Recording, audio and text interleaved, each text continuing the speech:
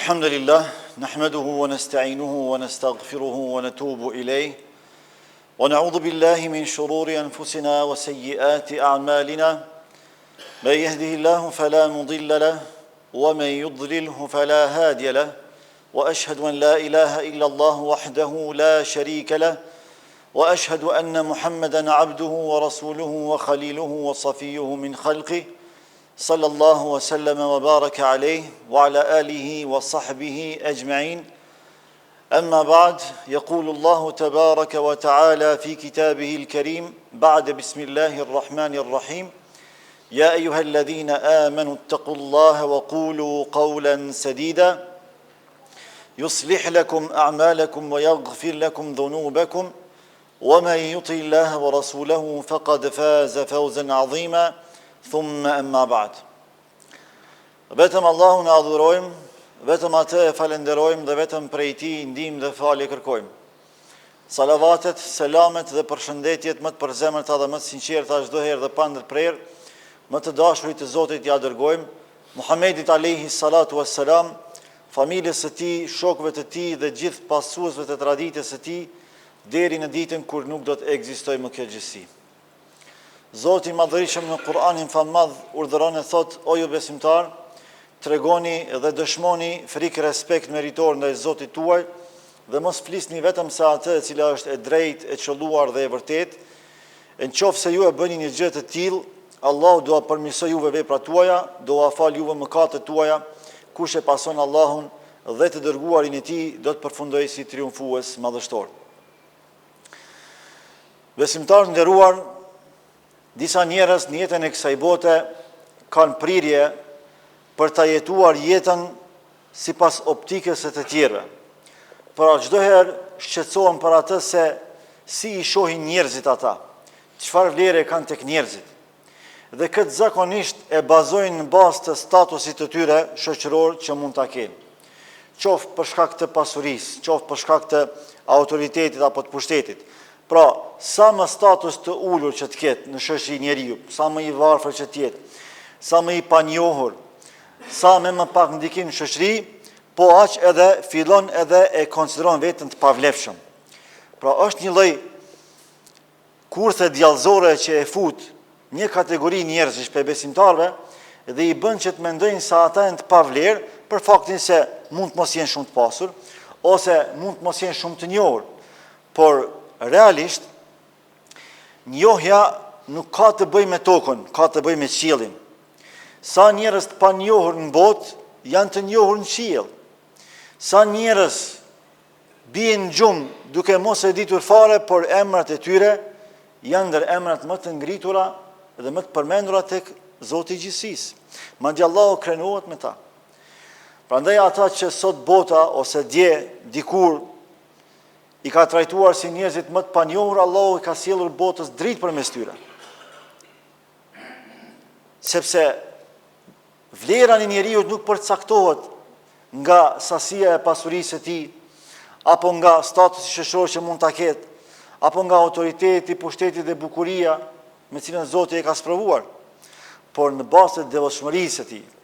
Për këtë arsye Allahu në Kur'an thot: Inna akramakum indallahi atqakum.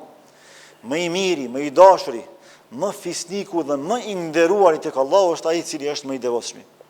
Nuk tha ai që është më i pasuri, as më i pashmi, as më i fuqishmi, as më autoritativi, absolutisht jo. Sepse tek Allahu autoriteti i një krijese, i një njeriu nuk vlerësohet nga ajo që ai mund ta ketë pe pasurisë materiale apo dhe pe ndikimit social në jetën e kësaj bote, sepse njerëzit kanë prirje për t'u maskuar, por vlerësohet në bazë të realitetit dhe të pasurisë së tij të brendshme, e cila nuk mund t'i maskohet Allahut subhanahu wa taala. Prandaj më i devotshmi është më i dashuri tek Allahu, më i nderuari dhe një herë edhe më i shpërblyeri në ditën e shpërblimeve. Dy personalitete në historinë e përgjithshme islame janë pe personaliteteve që në mënyrë praktike e dëshmojnë këtë që po e themi ne. Po filloj me këtë të kohës së fundit, kohës së Rasulullahut alayhi salatu wasallam, që ka qenë Bilal Habeshiu. Një djalë i ri, i zi, aq i zi sa nuk mund të dallohej nga qymyri. i nënshmuar, më i nënshmuar se sa kafsha. E tërhiqnin në zvarr, vetëm se ishte i zi, vetëm se ishte sklav. E torturonin me torturat më të tmerrshme, më të paimagjinueshme. E lidhnin, Allahu ju nderoj sikur se qenin, edhe e ngrihnin zvarr në për rrugët e qytetit Mekës. Jo njerëzit e arsimuar të asaj kohe, por i angazhonin fëmijët edhe i angazhonin të çmendurit e qytetit që ta tërhiqnin në zvarr Bilalin, që ta nënçmonin sa më tepër. Ndërkaq ai thonte ehadun ehad. Ai është një i vetëm, s'ka. Ju mundi mu me mprej për zgjallë, ju mundi me mvra. Këtë fshijat mundi me mi bë. Por shpirti im i përket Allahut. Prandaj Bilali nuk kishte as pasuri, as bukuri, as pushtet, as autoritet, por kishte një zemër që i përkiste Allahut. Kjo e bën dallimin. Dhe për këtë arsye, Allahu i Madhërisëm e ngriti as tepër saqë e lartësoi mbi të gjithë sahabët për një vlerë. E bëri muezinin e tij, thirrësin për në rrugën e Allahut të madhruar. Prandaj thirrja përmes ezanit është aq me vlerë në Islam, saqë ka diskutim të madh tek ulemaja, tek juristët islam, se a është ma me vlerë muezin lëku apo imam lëku në Islam. Pra, a ka ma shumë vlerë muezini apo imami në Islam. Ka që vlerë të madhe ka thirrja. Është diskutim shumë i gjatë tek ulemaja. Edhe s'kan mujt mja qitë pikën, sepse ka shumë transmetime që tregojnë për vlerën e muezinit dhe të thirrjes në Islam. E Allah e përzgjodhi Bilalin. Qatë njeri që deri dje e kanë trajtu më keq se sa kafshën. Kafsha ka qenë më e nderuar, më e ushqyer. Ka pas vëmendjen shumë më të mirë e më të madhe se sa Bilali. Por për shkak zemrës së tij fisnike e të bukur, Allah e ngriti mbi të gjithë. E ngriti edhe në vlera, e ngriti edhe fizikisht, ja mundsoi me hyp mbi çaba dhe me thirrë zonin e parë. Jo vetëm kaq. Pejgamberi Allahut alayhi salatu wassalam ja dëgjoi hapat e tij duke ecur në xhenet. Pra jerdh përgëzimi me xhenet pe dynjas Bilalit. Çati të ziut, çati sklavit, që nuk lishin gjan pa i bërë pa i thonë. E ngriti Allah. Sot ku është Bilali, ku janë ata që e nënshmun Bilalin? Për çfarë përmendet Bilali, radhiyallahu anhu, e për çfarë përmenden ata? Për çfarë ka hyrë në histori Bilali, për çfarë kanë hyrë në histori ata? Pra, kur mos e nënvlerësoni veten. Kur? Sepse vlerat tuaja përcaktohen nga devotshmëria juaj, jo nga pasuria juaj, jo nga bukuria juaj, jo nga gjendja dhe statusi social juaj, por nga brendia juaj. Dhe një prej personaliteteve të radhës është edhe Jusufi a.s. Para mendone, si kur ta kishim trajtu situatën e Jusufit a.s. nga këndvështrimi momental, nga ajo që shohim moment. Kur është hudh në pus Jusufi a.s. është hudh për me dek, për mos me dali gjallë. Se u ka bajt në ndërgjegje vllazëve, edhe pse kanë dash me pa të vdekur, por prap s'kan mujt në thellësinë e shpirtit vet, s'kan mujt me vrarë me dorën e tyne, ka thonë hajt s'pe vrojmë me dorën tonë, po pe hudhim pus e që aty e gjen vdekja. Edhe sikur të ndalej njeriu të mendonte, kjo do duhet ishte humbje për Jusufin a.s. se ishte djalë i ri, ishte fëmijë. Si ka mundsi fëmia me dal pi bunarit? S'ka mundsi. Por në momentin që për disa tjerë kjo ka qenë humbje, për Jusufin a.s. ka qenë fillim, ka qenë fitore. Që aty i ka fillu ngritja. E në sa në pus e tjetës jemi na sot, sa në kanë hudhën pus, e sa në gjujnë, e sa në persekujtojnë, me unë dalë dhe me mendu tash që vlera jonë është në basa asaj që duke në ndodhë aktualisht, na duhet me mshel kapitujt e jetës e me thonë s'pas ka vlerë.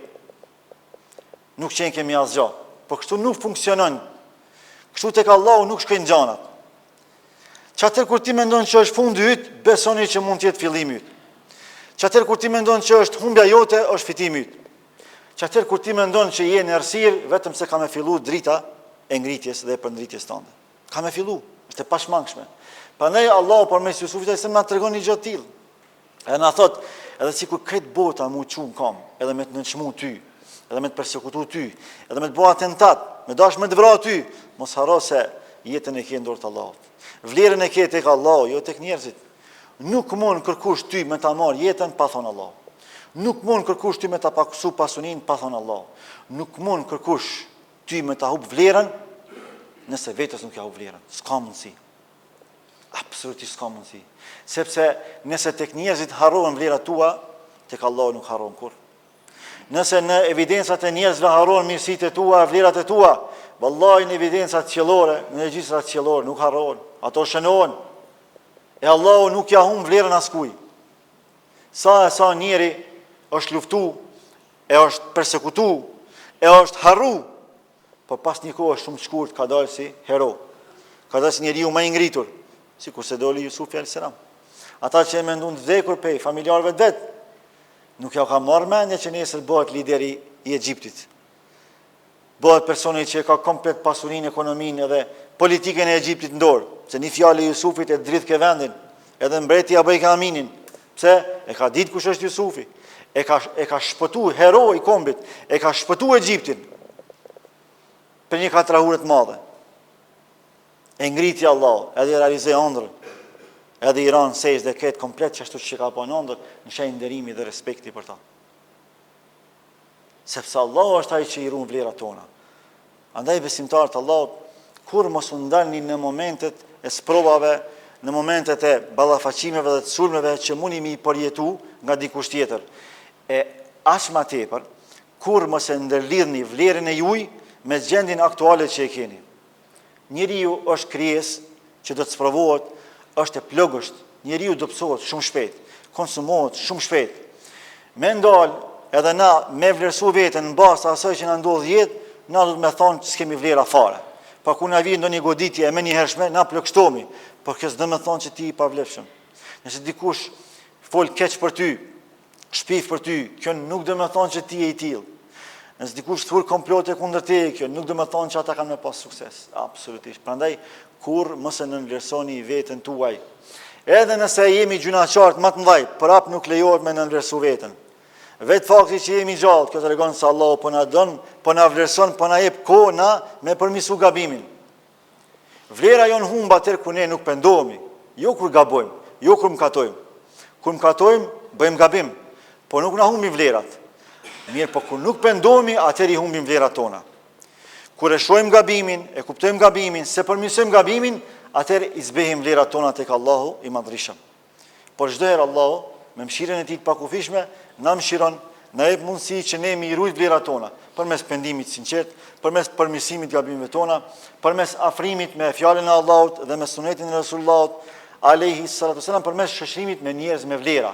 Ne vetëm kësaj ne i ruajmë dhe i shtojmë vlerat tona dhe një herët nuk lejojmë që me nënvlerësu veten. As ne e as me i leju tjetër me nënvlerësu neve. أقول قولي هذا وأستغفر الله لي ولكم ولسائر المسلمين من كل ذنب فاستغفروه إنه هو الغفور الرحيم والحمد لله رب العالمين.